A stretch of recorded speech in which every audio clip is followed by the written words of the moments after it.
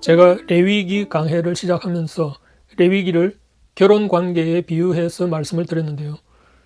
그러니까 레위기가 하나님께서 출애굽한 이스라엘 백성들과 성막에서 만남을 가지는 이야기로 보았을 때 이것은 마치 신랑 되신 하나님이 신부된 이스라엘 백성을 신방에 드리는 이야기와 같다는 말이었죠. 일단 그런 비유를 한 이유는 지난번 영상에서 언급한 것처럼 이스라엘 백성들이 출애굽한 후에 광야 생활을 예레미야 선지자가 신혼의 시기로 묘사했기 때문인데요. 그렇다면 레위기 1장의 번제 규정에 이어서 2장의 소제를 드리는 것은 어떤 의미일까 하는 것도 결혼 관계에 비유해서 한번 유추해 보고자 합니다. 일단 번제는 동물 제사이고 전체를 모두 불에 태워 올려드리는 제사인 반면에 소제는 곡물을 드리는 제사이고 일부는 태워드리지만 나머지 제물은 제사장이 먹도록 한 규례입니다. 그러니까 번제는 동물을 죽이는 피해 제사이기 때문에 죄를 대속시키는 절차이고 소제는 항상 번제와 함께 드려졌는데 곡물로 드리는 제사이기에 속죄가 아니라 그 대속을 감사하는 제사였습니다.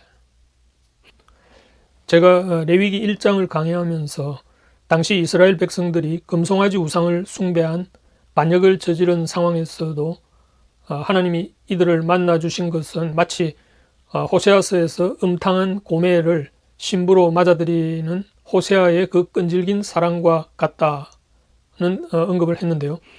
그렇다면 레위기 1장에서처럼 번제를 드린다는 것을 결혼 관계로 유추해 본다면 어떤 걸까요? 이를테면 음탕했던 신부가 자신이 과거에 돌아다니면서 입었던 옷, 의복과 또 추억하는 모든 것들을 불태우는 과정이라고 할까요? 그렇다면 이제 번제 후에 레위기 2장의 소제는 어떻게 유추할 수 있겠습니까? 아마도 이건 신부가 새롭게 정결한 예복으로 갈아입고 이제 주안상을 준비해서 신방으로 들어가는 절차라고 볼 수 있지 않을까요? 혹자는 성경을 이런 식으로 해석하는 것을 말씀을 너무 단순화하거나 혹은 지나친 비약이 아니냐 이렇게 생각할 수도 있을 겁니다. 그러나 소제의 원래 취지를 생각한다면 결혼 관계로 유비하는 해석이 전혀 엉뚱한 건 아니라고 봅니다. 그러니까 소제의 원래 취지가 번제로 인한 죄사함 후에 그 죄의 용서에 대한 감격과 감사를 표현한 것이니까요. 그렇다면 정작 성경 말씀은 어떤지 한번 성경 속으로 들어가 보십시다. 레위기 2장 1절 첫 부분 히브리어 원문을 보면 웨 네페시 키 타크리브 고르반 민하 라 예호와 인데 우리말 성경 번역으로는 누구든지 소제의 예물을 여호와께 드리려거든에 해당합니다. 여기서 첫 마디 이 말씀인 웨 네페시라는 말은 그리고 누구든지라는 의미인데 누구에 해당하는 네페시는 여성 명사이고 또 더구나 드린다는 의미의 타크리브라는 말은 원래 가까이 다가가다 또 접근하다 라는 어근에서 파생된 말이라고 합니다. 그렇기 때문에 레위기 2장의 첫 구절은 마치 신부가 예물을 들고 신랑에게 다가가는 이미지를 연상케 하는 구절입니다. 그리고 소제에 해당하는 히브리어는 민하라는 말인데 원래 이 말은 속죄에 대한 감사 혹은 은혜를 베푼 자에게 드리는 예물 그리고 주군에게 복종하는 의미로 드리는 곡물의 의미로도 사용되었다고 합니다. 그렇다면 소제 제물은 방탕했던 신부가 자신을 구제해준 주인 되신 남편에게 감사하는 예물에 해당한다고 볼 수 있죠. 게다가 본장 9절을 보면 기념하고 기억하도록 한 제물로 드려지도록 한 것이라든지 13절에 모든 소제 제물에 소금을 치라고 한 것은 모두 언약이 지속되도록 하는 것과 관련된 것이기 때문에 오히려 레위기의 첫 2장의 제사 제도를 결혼의 유비에서 이해하는 것은 매우 자연스럽습니다. 하나님께서도 호세아서에서 반역하는 이스라엘과의 관계를 결혼 관계로 실물 교훈을 준 것처럼 말이죠. 말하자면 죄로 인해서 멸망받을 수밖에 없는 인류에게 그 죄를 대신 갚아주는 구원자로 인해서 영생을 얻게 되었을 때 그 감사와 감격을 표현하고 함께 기쁨을 나누는 것이 소재의 취지에 해당한다고 보면 될 겁니다. 그러니까 바로 이것은 마치 간음한 신부가 회개하고 새 사람이 되어서 자신을 구제해 준 신랑에게 예물을 들고 다가가는 그림이 아니고 무엇이겠습니까? 소재에 해당하는 히브리어 민하라는 이 말이 사용된 용례를 성경에서 찾아보면 창세기 33장 10절에 야곱이 형 에서를 만나서 화해할 때 드린 예물의 의미로 사용되었고요. 또 열왕기상 10장에 보면 열국의 왕들이 솔로몬에게 준 예물에도 사용되었습니다. 야곱이 형 에서에게 준 선물은 자신이 형으로부터 죽임을 당할지도 모르는 극도의 두려움과 긴장 속에서 마침내 형 에서로부터 용서받았을 때에 드려진 감사 예물이었습니다.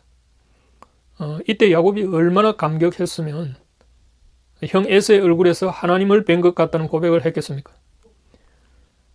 야곱은 형 에서가 굳이 그 선물을 받지 않겠다고 했음에도 야곱은 기어이 자신이 준비한 그 엄청난 선물을 모두 형에게 바쳤습니다. 야곱은 결코 자신의 재산을 낭비했다고 생각지 않았을 겁니다. 오히려 세상에서 가장 값지고 숭고한 그리고 아름다운 선물을 주었다고 생각지 않았을까요? 신약의 용례로는 누가복음 17장에서 예수님이 예루살렘으로 가실 때 사마리아와 갈릴리 사이로 지나가면서 만난 10명의 나병 환자를 고쳐준 일이 있었는데요. 그중 딱 한 사람, 그것도 사마리아 사람만 예수님께 감사를 표한 이야기가 나옵니다. 이 감사를 받은 예수님은 이 이방인 외에 9은 어디 갔느냐고 하시면서 우회적으로 동족을 비판하시면서도 그 이방인에게는 네 믿음이 너를 구원하였다고 일러줍니다. 그 감사를 받은 예수님의 마음이 얼마나 흡족했을까 하는 것은 아마도 우리가 넉넉히 짐작할 수 있지 않을까 합니다. 바로 이런 예수님의 마음이 표현된 구절이 레위기 2장 9절에 다음과 같은 말씀이 아닐까 합니다. 그 소재물 중에서 기름할 것을 가져다가 제단 위에서 불사를 지니 이는 화제라 여호와께 향기로운 냄새니라. 바로 1장 번제의 규례에서 나왔던 향기로운 냄새라는 표현이 2장에서도 반복되고 있습니다. 이 말씀을 예사롭게 넘길 수 없는 이유는 신약 시대를 살아가는 우리 그리스도인들에게 사도 바울이 고린도후서 2장 15절에서 우리는 구원받은 자들에게나 망하는 자들에게나 하나님 앞에서 그리스도의 향기니 라고 설파함으로써 여전히 오늘날 우리 그리스도인들에게 이 향기를 풍기는 선교적 사명을 감당하도록 촉구하고 있으니까요. 다시 결혼관계의 비유로 돌아가 보십시다. 신부는 신랑 대신 주님께 다가가기 위해서 주안상을 마련합니다.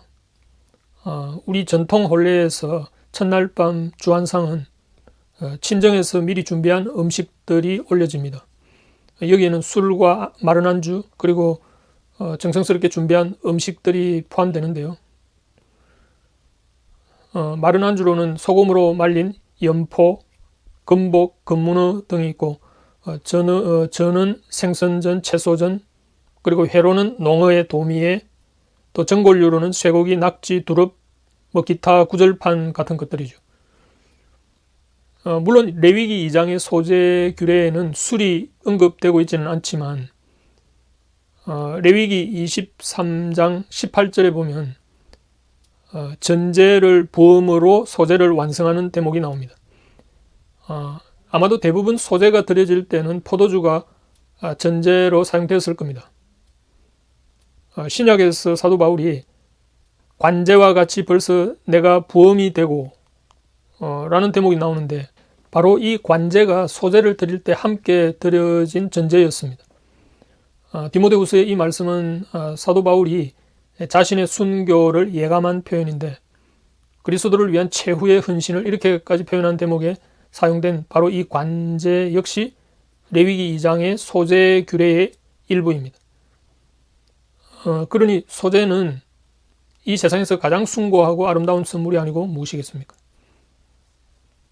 그리고 본장에서 모든 소제물에 언약의 소금을 치라 라고 하는 13절의 말씀도 있지만 꿀과 누룩을 넣지 않도록 해서 부패를 방지한 것이라든지 그리고 유향과 기름을 사용해서 주인인 신랑 되신 주님의 마음을 흡족하게 하고 또 신부로서의 이스라엘 백성들은 자신들의 정성과 헌신을 바로 이 소제라는 제물에 담았던 겁니다.